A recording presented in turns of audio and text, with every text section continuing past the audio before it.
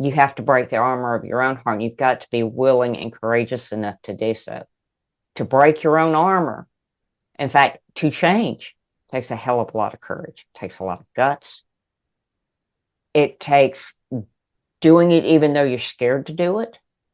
That's the only way I broke through my armor. I'm like, look, I know something's got to change. We were the ones that put the armor on there. Nobody else can take it off. We have to take it off. And you have to do that piece by piece. What's up, you beautiful beasts? I'm Katie, and I'm on a mission to help people become their favorite versions of themselves and build whole human health by healing their relationship with food and movement, healing their relationship with their body, and most importantly, healing their relationship with themselves. And we are doing that without obsessing over a number on a scale. I've had the honor of talking with all kinds of incredible humans who have lived through all kinds of experiences because that's part of being a human. Life is messy, painful, beautiful, complicated, and transformative, and sometimes all at once. I wholeheartedly believe that every time someone shares their story, somebody listening will take something from it. Maybe they'll feel seen, maybe they'll feel inspired. Maybe they'll learn something that shifts the way they see themselves, their life, their health, or what healing can look like. This podcast tells the stories of humans healing, growing, rebuilding self-trust, and unveiling their beautiful beast. Keep listening. This is the Unveiling the Beast podcast.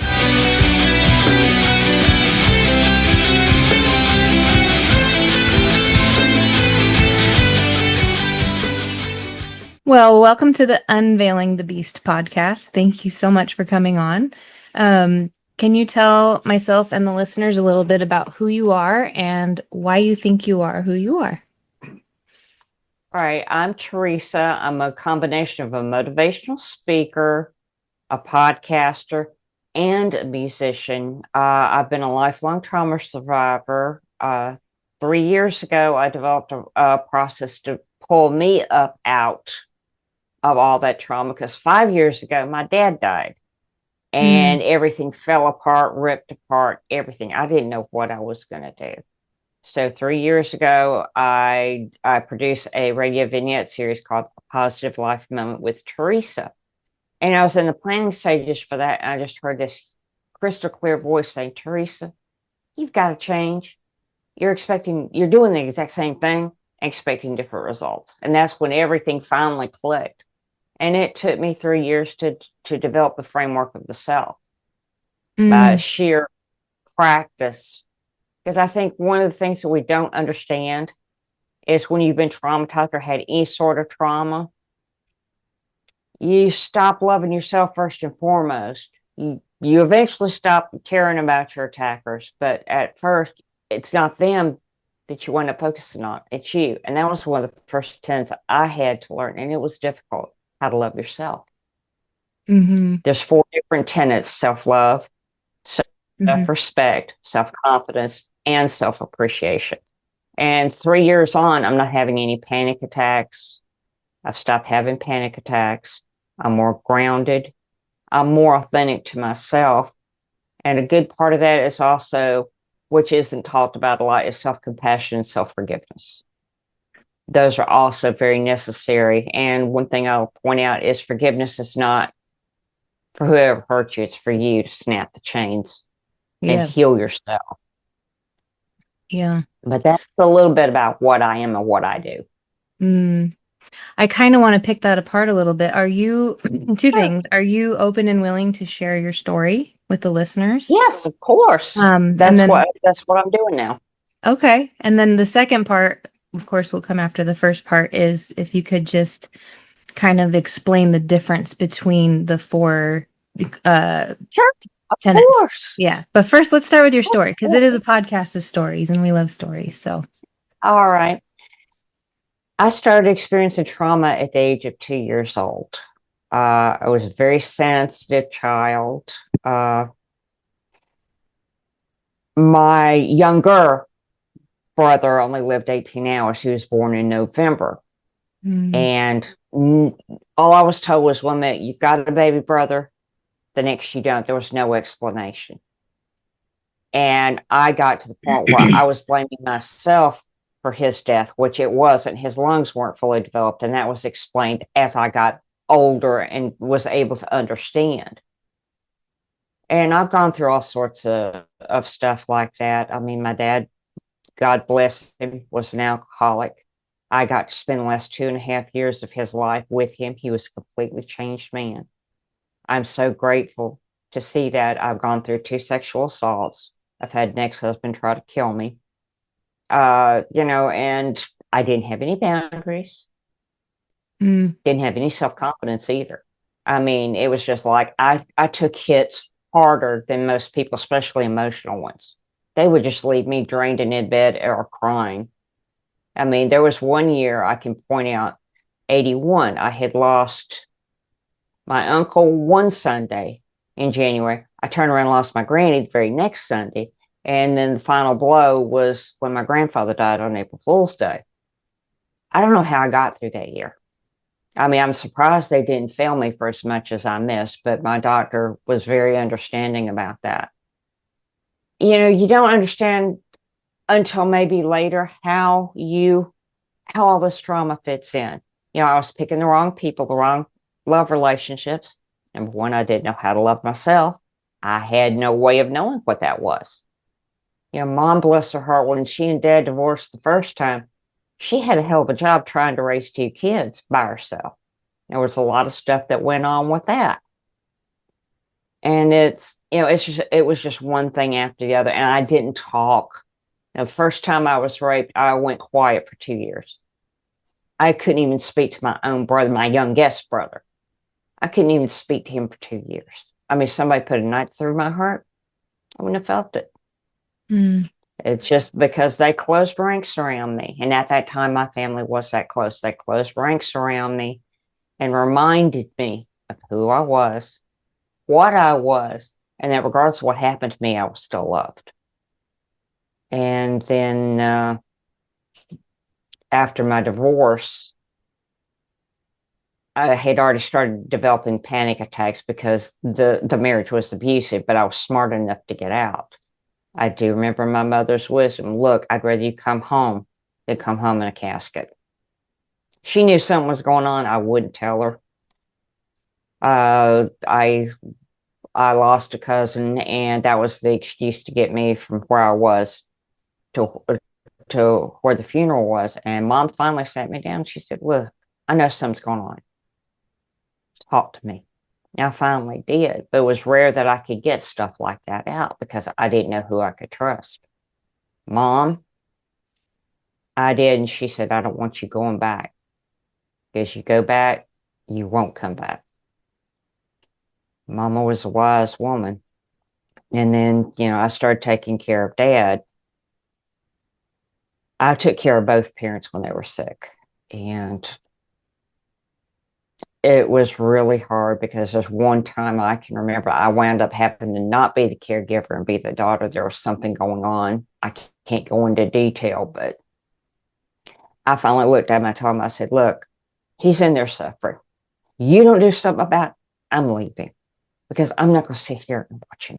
So they did so that day, but that was the only time that I'd really stood up and said, "Look, this is for him. This ain't about me. It's about him.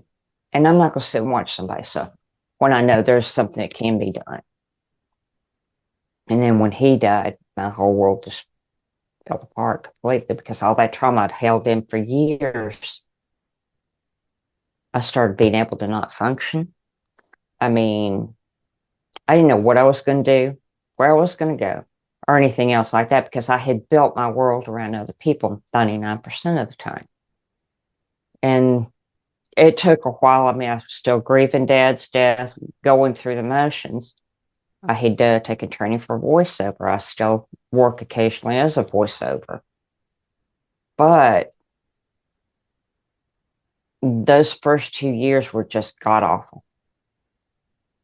I mean, my friend Marcy was here with me and she was trying to talk to me, and it just wasn't, nothing was coming in.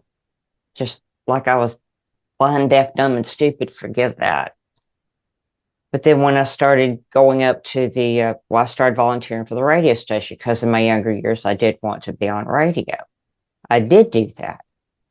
And I started helping out, doing whatever they needed. And then Tanya took me under her wing. She's teaching me engineering and production still to this day.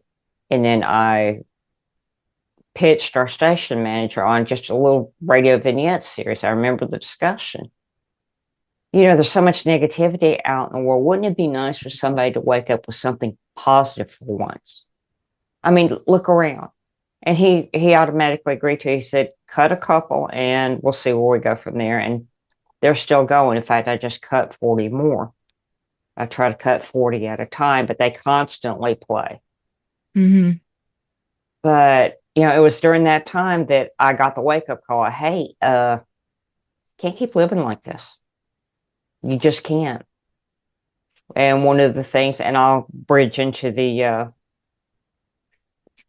framework of self, because I had no self-esteem, no self-confidence, no boundaries, nothing. I mean, I can't describe what I was up until that time.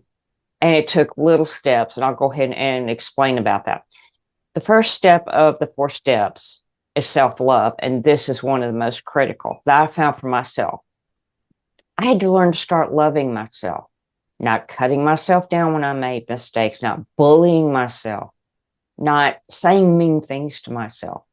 I started learning how to treat myself as a valued and trusted friend.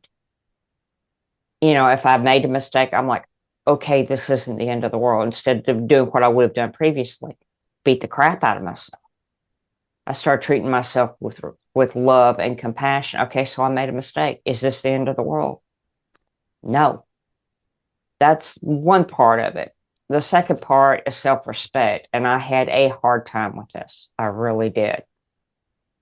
Self-respect means building boundaries, standing on them, not lowering them because you want somebody to like you. You've got to keep those boundaries where they are. I learned the hard way that you can't keep lowering boundaries because you're teaching somebody how to teach you or how to treat you. Say no and mean it. Don't don't go back and forth. Say Right. no, mean it, and stand on that. And also, again, don't talk to yourself negatively because I don't think people realize just how much our body does hear us. And I know Mm-hmm. from my own experience, every time you talk negatively, yourself, your inner light starts going out and you start feeling heavier and heavier and heavier. Uh, that was self-respect. That one was a really hard one to me because of the boundaries. I had to physically learn how to set boundaries with others to protect, not only to protect myself, but to keep myself in one piece. Because I had a friend that I treated like family. There was an episode. I had just gotten out of the hospital after having surgery. She wanted me to come babysit. There was no way I could do that. I wasn't even allowed to drive. And it kept on, and I finally said no. And then I realized right then that I hadn't set the proper boundaries with her. And I look back on it now, it's like if you're not going to listen to what I say, why waste my time? You're taking advantage. And with the boundaries, you are going to see people are going to get upset with you. If you don't have any boundaries, people are not going to like it that you're going to change because you will. Once you start standing on your nose and build boundaries and keep them firm, people will change their attitude towards you. They did with me, and I know of others have gone through this process. Why did they change? Because you didn't have any boundaries. You let them walk all over you. And I used to be a classic example of that. Now, the third tenet is self-confidence. This one also I had a hard time with. I started doing little things that scared me, but yet at the end, going through that fear and then coming out on the other side, nothing bad happening, I actually built my self-esteem. The one caveat with this, and I learned this the hard way, I ignored warning bells and I got myself in a lot of trouble for that because I ignored, you know, oh yeah, I can do this. Stop. No, I didn't. And I got into trouble. But it wasn't a big mess, but that taught me you have something inside you saying, stop, don't do it, stop right there, and don't keep pushing. because your intuition, you'll start hearing your intuition more. Now, as far as the self appreciation, I learned to do this a long time ago. Well, I used to do it and stopped doing it. I've started doing it again. But every week I'll buy myself, like, say, a single rose to show myself, hey, I love and Mm. appreciate you. I do things that make me feel good, like, listening to music. I'm a singer, I'm a musician. I enjoy practicing and playing. And when I get down, I will turn to one of these things that brings me joy, and it will turn my day all the way around. In music, you reward great music with applause and or flowers, depending on the venue and the type of concert you're listening to. So that's a way that I reward myself. And I mean, I'll get myself a little something special. I don't mean like a car or anything like that, but I mean something that's meaningful to me. These two Phoenix flags back on my wall were also gotten to remind me, hey, you are a Phoenix. You've been through hell and half of Georgia, to use an old Southern phrase, but you're still you're finally standing in your power. You finally know who and what you are. But that's basically a little bit about the four steps. They're not independent. They all depend on one another, and Right. some of them cross over. Self forgiveness, really important, because you blame yourself for everything that's going on when almost 100% of the time you weren't responsible for that in the first place. That's a big one. Forgiving somebody that hurt you. I've done this before and I'm not ashamed to admit it, but I wanted somebody to suffer, and then I would apologize to them. Well, that's the forgiveness is not for them, because that's why I would never forgive my attackers. And 30 plus years later, I have. I've forgiven them and I've let them go. That's how important it is. But you've also got to forgive yourself for mistakes, like for holding on to things, for making small mistakes. Look, you are a human being, not a human doing. Forgiveness is one of the best healers of the heart that I know of. It's it's wonderfully freeing. And I have a small morning routine that I do every morning. I'll get up before sunrise. I'll come downstairs and I'll sit on the porch and I'll just watch that sunrise. And I'll do a modified yoga program. And I feel so much peace because it's quiet. I mean, a lot of people can't see the sunrise. And gratitude is also a part of this. Being grateful for just the air you breathe. And again, this is something I learned the hard way. The more gratitude that I feel, the more comes in, but the more negativity I come in, the more that brings in too. I mean, energetically speaking, you put it negative out there, you're going to get negative back eventually. But if you put good out there, you're going to get good back. And something I want to say about having a good heart, a lot of people get used like this. I was, because I did have a good heart, but the answer is not putting your heart in armor. That just that kills a lot of things. When you armor your heart, you're going Hmm. to go through pain. You're going to go through pain. You're going to go through suffering. But the way your mindset is what's going to help you. Like I said, for 2 years, there's armor around my heart. Nothing could get in, nothing could get out.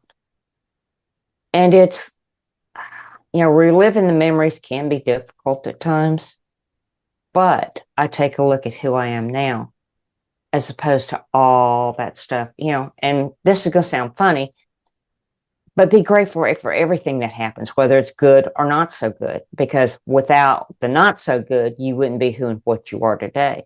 There's always a reason for that. I mean, there's a lot of things I'm still questioning what the reason was at nearly 62 years of age. Sometimes you know, sometimes you don't know. I mean, and it's so wonderfully freeing to be able to use those steps. And I've also taught myself something else. There's something called neuroregulation, Hmm. that, I breathe and I physically relax my body. If I start getting stressed, I'll say, okay, like, start with the feet and go all the way up. It's not something that's brand new. It's been taught by a lot of wisdom teachers. but I'm finding that keeps my stress level down. Yeah, I can still get stressed out, especially if it's something that happens suddenly. But I do know just to relax my body, try to keep myself calm because if you're in a panic, you can't think and you're likely to make the wrong decision. I've done it. But now, I had a scare yesterday and I was able to keep myself calm enough to think through everything without, Mm. because before then, I would have just panic, panic, panic, panic, panic. Panic's not going to help you. It's thinking calmly and clearly, because if you can't think calmly and clearly, you're not going to make the right decision. I know I haven't when I was in states of panic. But that's basically all I can say about that at this point. There's a lot of stuff that I'm still developing that will be added to the coursework because I am developing a course on the framework of the self. In fact, I've Mm. got another teacher working with me on that because if I can get through it, and don't get me wrong, I still have bad days. It doesn't Yeah. stop the bad days, but it gives you a different viewpoint. It's like, for example, why is this always happening to me? What is this trying to teach me? What is the lesson here? I try my best to look for the silver lining. I don't always get it, but I know enough from working with the framework of the self and other ideas that, okay, mindset's what's gonna either save you or sink you. And I'm really happy with the results of the framework of the self. I mean, I can be a beast. I mean, I'm all all full sails ahead Hmm. because of the fact that I've got the confidence in myself to, speak, to talk, to be a musician. I didn't have any of that kind of confidence until around, starting until 3 years ago. And it's freeing. It's like, okay, I'll be fine if people like me. I'll be fine if they don't. Only person's approval is mine. We try so hard in our society to seek others' approval when the approval you really need is right here. I mean, and other people don't know what you know. That's the thing. Everybody can give you advice, but they don't unless they've been inside your body, been what you've been through. It's that's just like shooting a firecracker into a thunderstorm because it's Yeah. not going to work. But and with the 4 step series, you also learn how to be more authentic. You're like, okay, is this really for me or is this because I'm wanting to please somebody else? So it takes a while. I mean, I'm still doing it every single day because I want to, and I am a lot more peaceful than I was 3 years ago. Yeah, I'll still get emotional. That doesn't stop, but I know how to better flow with it to where it's not like I'm being drowned in a tsunami. It's like, okay, I can swim through this. It might be uncomfortable, but I know where I'm going. I'm not worrying about getting sunk. So it does change your attitude. It does change it changes everything about you once you start doing that. And I'm not willing to stop that because it has made such a change for me. Mm. Well, thank you for sharing all of that. I really think that vulnerability is a superpower because your story is probably going to help at least one listener. So thank you for that. You're very And as you were welcome. speaking, a lot of little nuggets were popping out for me. Specifically, when you talked about armoring your heart, and the sentence that stood out the most was, I wasn't letting anything in, but I also wasn't letting anything out. And so, can you speak more to that? Because I think a lot of times I'm an ex stuffer, like all my emotions just stuff down. And Hmm.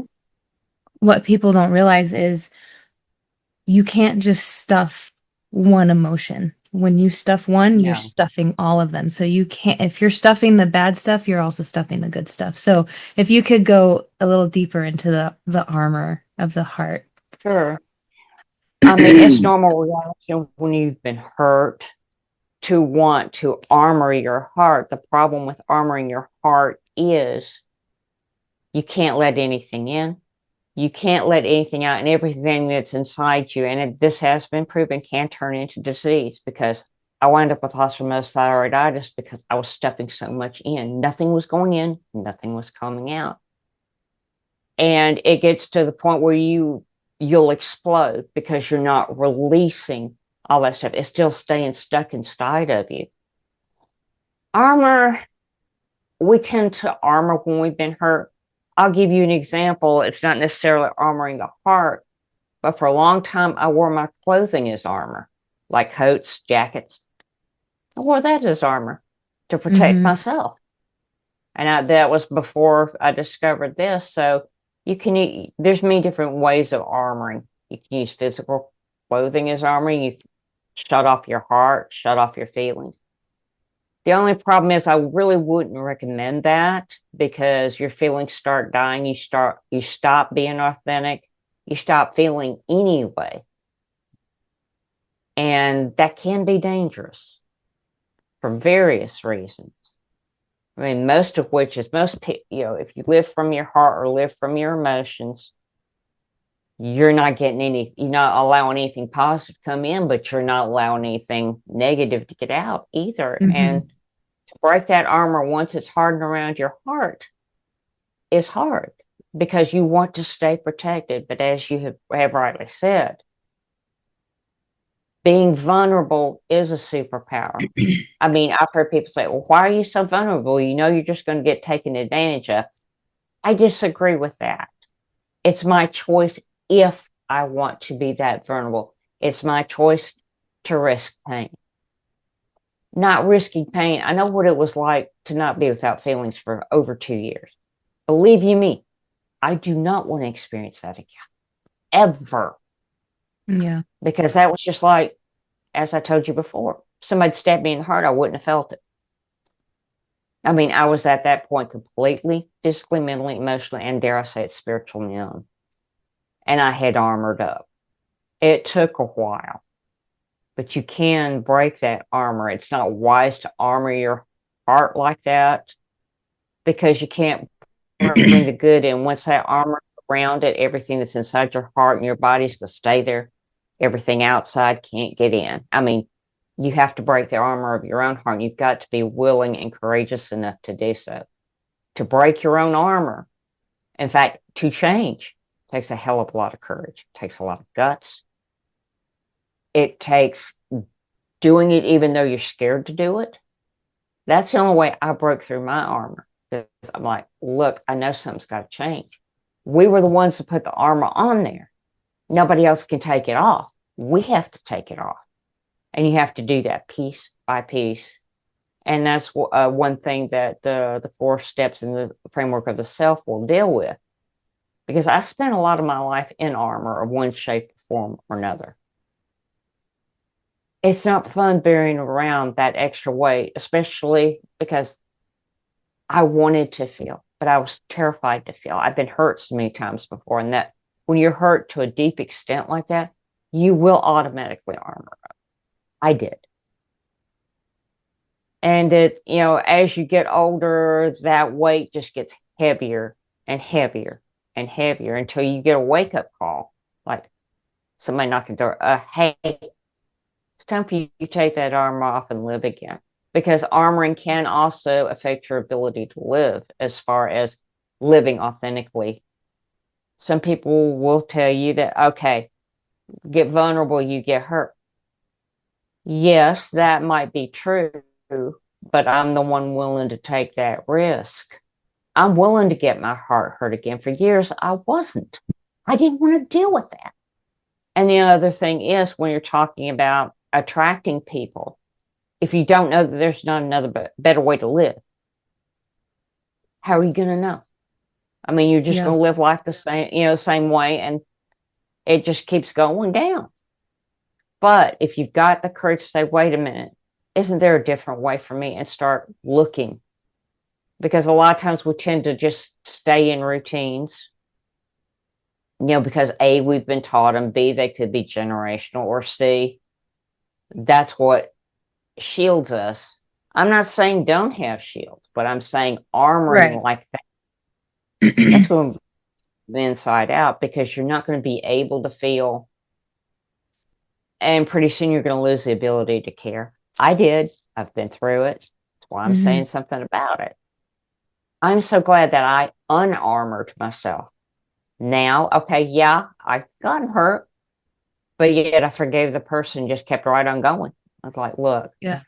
hurts, hurt is a part of life, unfortunately, but I've got the strength and the courage now to say, okay, what is this trying to teach me? What can I do better the next time? Because if you go back to what you did the old ways, you're gonna probably wind up with the same result. It takes a Yeah. change in mindset, a change in thinking. And one of the biggest things people need to be able to do is learn to trust themselves. Trust, especially for ladies, if we've had our trust severely broken, it's like, there ain't no way I will trust you again. And there's a lot Yeah. of people I've cut out of my life because of that. But I've been strong enough to forgive them and say, okay, and look clearly at the situation, say, okay, what part did I play in this? And, sometimes you will do crazy things for people that you wouldn't normally do. Okay. You didn't know any better, or you just didn't see the warning sign. I'm not here to condemn. I've done it Right. so much, I've lost count. But one thing to do is number one, respect the fact that you did wake up like, hey, something's wrong here. Respect the fact that you know now what not to do. And that was a pretty painful lesson, but it was well needed. I mean, I'm not afraid to cry anymore. I'm not afraid to talk to anybody about my emotions. I'm not afraid to feel those emotions. Years ago, that was a different story. Yeah. Because of the intensity sometimes of the emotions, I think we all get a point that we feel that that's just too intense. I don't want to deal with it. But usually you find if you do deal with it, you come back as a bit of a stronger person. Yeah. Well, there's a lot of things to deal with. Having the right mindset and having a support system also helps. I mean, my family is no hasn't been close for years. I've got my best friend living with me. She and I can talk about stuff. We use each other as sounding boards. I'm no longer afraid to come with her. This is what I'm thinking and feeling. What's your viewpoint? Because I've learned to ask questions instead of making assumptions. That can also bite you in the hindquarters real quick, making assumptions without going to the person and asking. Hmm. I'm now of the mind that I would rather ask for clarification first before I go jump into a conclusion, because every time you jump to a conclusion, 99% of the time, it ain't even the right one. You get either burned or bit in the process. It takes a lot of vulnerability to be able to do that. And I will agree with you, vulnerability is a superpower. So is being authentic. And a lot of us don't know how to be authentic. I mean, it's like I've said in a speech, the power of putting yourself first. Well, isn't it wrong or selfish for me to put myself first? Because that's basically what you have to do in order to heal. My answer is this: think about the last time you were on an aircraft. When the steward or stewardess tells you when that oxygen mask drops, you put over your mouth and nose first before you help somebody else. That's to ensure that you can. If Hmm. you don't, you're not going to be any different to anybody. Like, why, we're trying not to put ourselves first.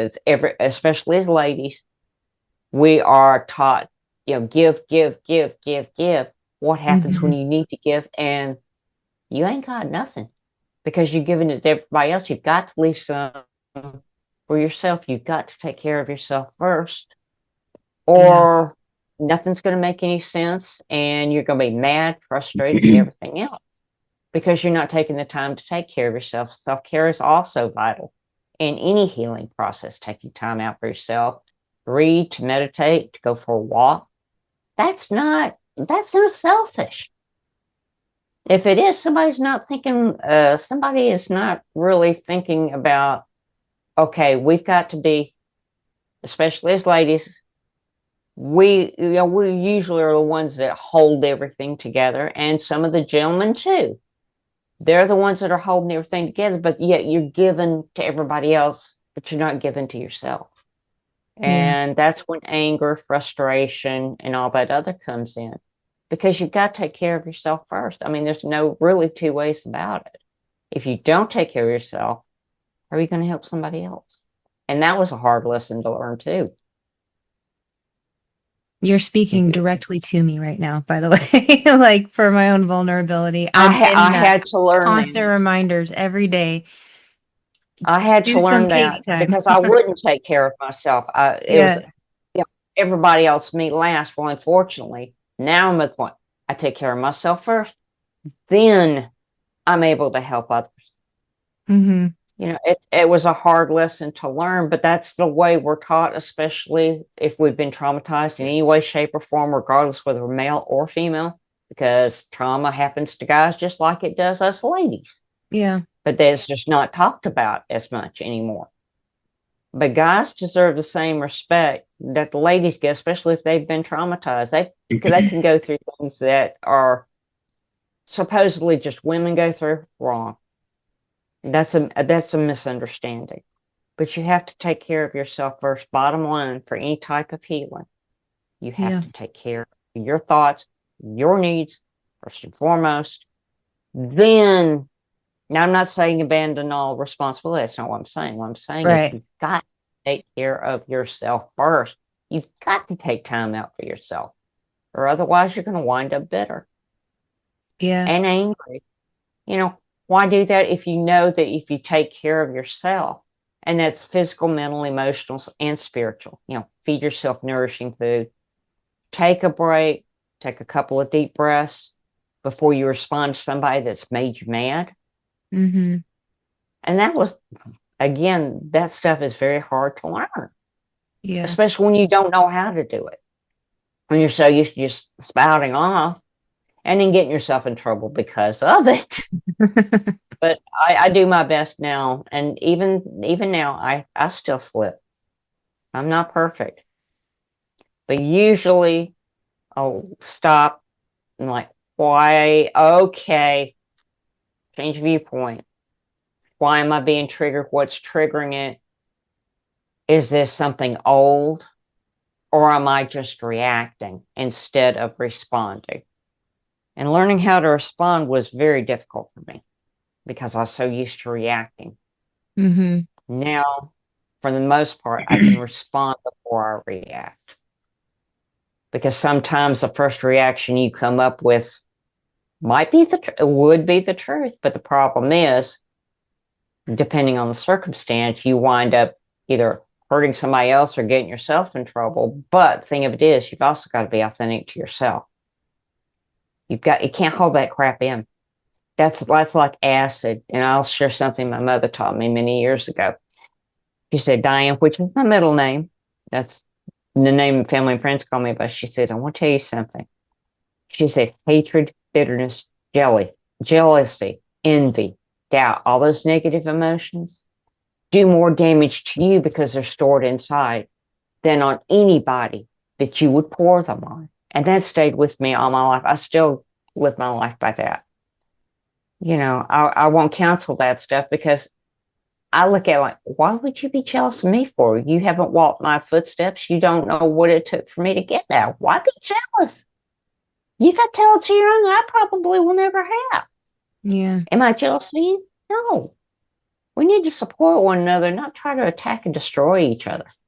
Just because there's a perceived jealousy, green-eyed monsters don't look good on anybody. Hmm. Yeah. Observation of.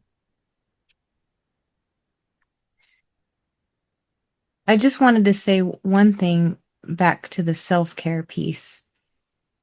Doesn't necessarily mean go get a massage or go do a spa day. That can be as simple as what you were talking about, going outside Mhm. and letting the sun shine on you. I saw this thing the other day. It said, um, I used to think that joy was something I have to earn, but this morning the joy was the sun on my face and I almost missed it. And I went, oh, I That's love very that so that is much. so that is very true. You know, you Hmm. miss in our lives, we tend to put more focus on material than on anything else. A lot of people do. I've cut down a lot of stuff. My simple pleasure for the morning to grant me is I will get up before sunrise, come down here, do a yoga routine as I'm watching that sunrise, and I will just relax. And that is so peaceful. But sometimes the simplest is the best. I mean, and it was a hard process to find out, okay, what would make my life better without adding more in? Simple subtraction. I subtracted stuff that I really didn't need that thought I needed. I also eliminated mindsets. And that can be pretty difficult when you've had the same mindset for 20, 30 years. But I'm proof that the saying you can't teach an old dog new tricks. Oh, you're wrong about that because I've learned a Hmm. lot of new tricks in the last 3 years. Yeah. Age, no matter what your age or your gender, we all go through a lot of horse crap, to Hmm. be polite. And the process with the framework of the self will work for anybody. It's just going to take time, it's going to take patience, and it's going to take appreciating yourself and how far you come. Because our first knee jerk reaction, oh, okay, why did I do that again? I'm this, I'm that, I'm the other. That's not really true. What it is your inner reaction. But I can look back and say, okay, I know I've got to turn this. I know I have to turn this around. This is an old emotion and it's going to cause the same exact effect as it did the last time. What's the better way to respond? And I don't always do that all the time. There'll be times Hmm. I'll get caught flat footed, but after a few minutes, I'm like, okay, flip it. Teaching yourself to flip the script from negative to positive is also something that I have found works well for me. Instead of blaming myself, well, why did I do that? Okay, I did that. I caught myself. What can I do the next time to not do that? It's a matter of questioning, Hmm. positive questioning. Yeah. Well, I appreciate everything that you've brought to today's episode. It's definitely full of lots of things that different people can take away from it. I do have two questions for you. The first one is, where can people find you? Okay, there's three different directions you can go. You can go to my website at teresaphillipsofficial.com, https://teresaphillips.com. They can also email me at teresaphillipsofficial@gmail.com, or they can find me on LinkedIn at teresaphillipsofficial.com. I also have a Facebook account that is also listed as teresaphillipsofficial.com. And my Instagram account is Tiger Phillips, Tygre, the Spanish spelling of tiger, because I've had the nickname Tiger ever since some form of Tigger or Tiger since I'd say about 4. And I mean, Love that. it's that. Well, I mean, I love tigers anyway. I Mm, mean, if I had a totem animal, it definitely would be a tiger because I can act like one. But those are the main ways that you can get in contact with me. One of my accounts you need to request to follow. Just request it. I'll check your request and then I'll answer it as quickly as I possibly can. okay. My last question for you is, this is a deep one. If the All entire right. world, if the entire world stopped what they were doing and looked at you and said, Teresa, please give me some advice, what would you say? I would say love yourself, trust yourself, trust what you feel. I would also say give yourself more love, more confidence, more appreciation, and more respect. Those are the basic building blocks that could help anyone, regardless of age, gender, religious belief, whatever. those would give you the start. And yes, they're going to be difficult, but the reward is going to be so much more than the loss you've experienced. Beautiful beasts, Teresa Phillips signing off. Until next time.